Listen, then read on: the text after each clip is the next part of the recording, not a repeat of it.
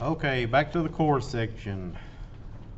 Okay, the next question is for an appliance that uses a CFC, HCFC, or HFC refrigerant, which of the following violates the prohibition on venting?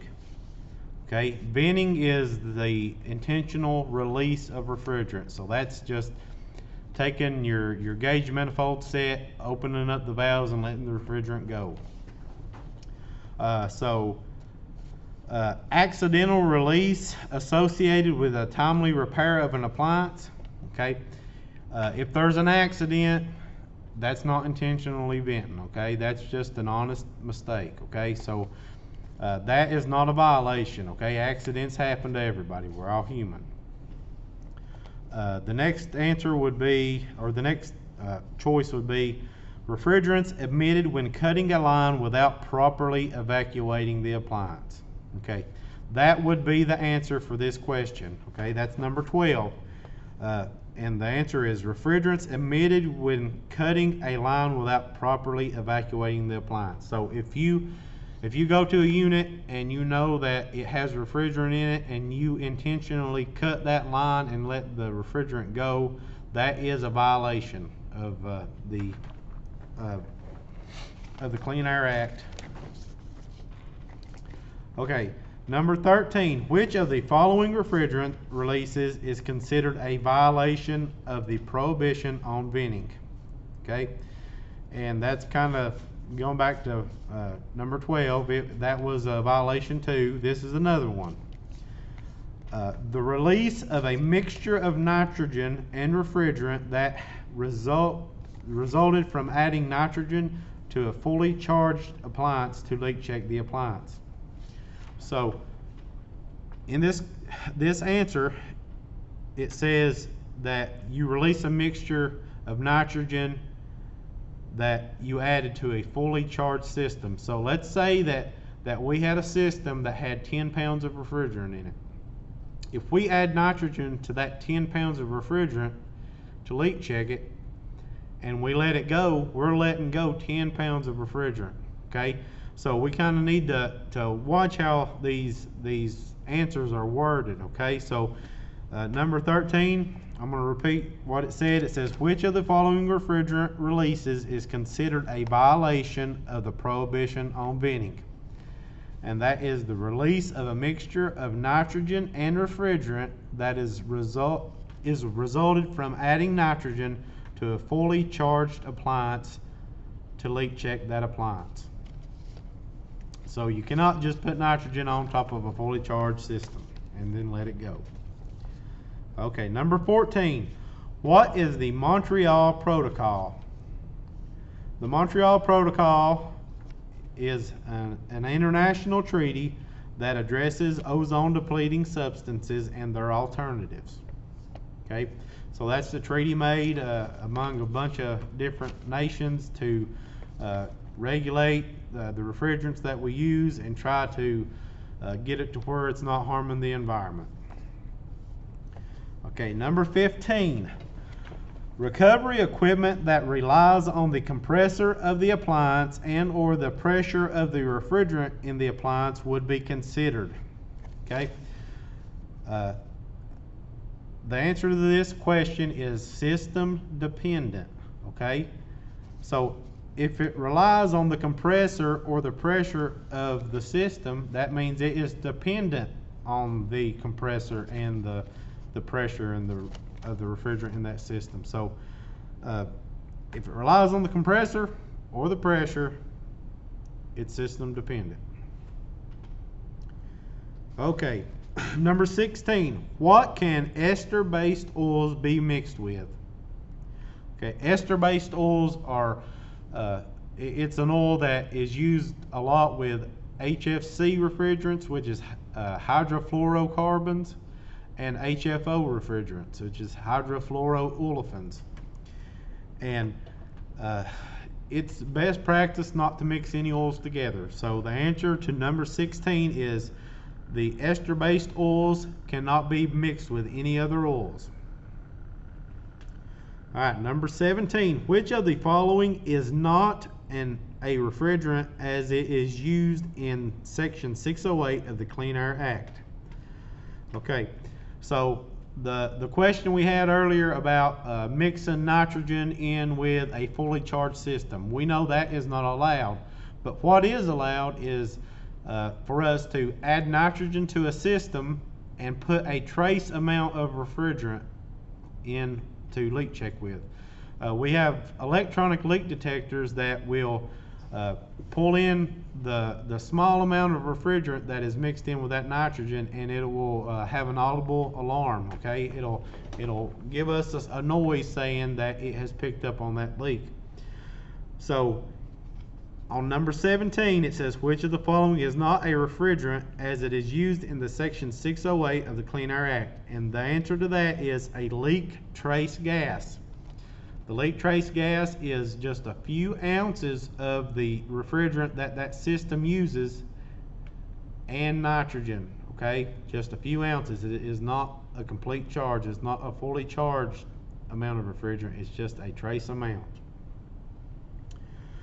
Number 18, manufacturers often color code the exterior of gauges.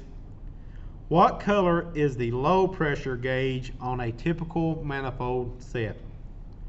Okay, so low pressure, when we think of low pressure, we need to think of low temperature, okay?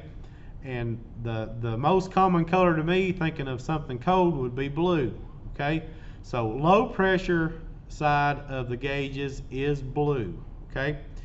And on the high side, I know this is not the question, but I'm just going to give this information to you. On the high side would be high pressure, okay? And in the refrigeration, if the pressure is higher, the temperature is higher. And the color that I associate with a high temperature is red. So the red gauge would be for the high side. All right, let's go on to the next question here. Number 19. Which word applies to the process that returns refrigerant to new product specifications and that requires chemical analysis? Okay. And the answer to this is reclaim. Okay. Reclaim means that we take the refrigerant that we have recovered. Okay. Recovery is us using a recovery unit to pull the refrigeration or the refrigerant out of the refrigeration circuit and put it in a tank. And we will take that tank and take it to a supply house, and they will send it off to be reclaimed. Okay, so reclaiming is taking the refrigerant that we recovered, taking it to the supply house, and having it shipped off and brought back to new product specifications. All right, number 20. Which of the following is true if a system will not hold a vacuum after it has been evacuated? And if it will not hold a vacuum, that means that there is a leak in the system, okay? So if we use our vacuum pump to pull the system down into a negative pressure, and after we get it down to a negative pressure, if we shut off our gauges and it raises back up, that means that something is allowing air to get into the system. So that would be a leak. Okay.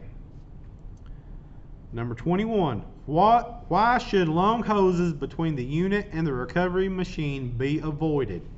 Okay. And the answer to that is they cause excessive pressure drop and increased recovery time. Okay, so you want to make everything as short as possible, as short of length of hose as possible. Okay, number 22. In what state should a system be to measure a final vacuum? The answer to this is with a system isolated and the vacuum pump turned off. So what that means is we have our gauges hooked to our system, and we open them up when we have our vacuum pump running, okay?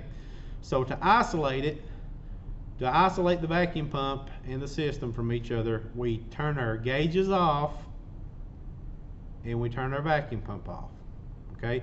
And that means that we're only reading the pressure of the system. So to read the final system vacuum, we need to turn our gauges off and turn our vacuum pump off, and that will show us the level of vacuum. Okay. Next question is number 23. When corrosion is found within the body of a relief valve, the relief valve must be replaced. Okay?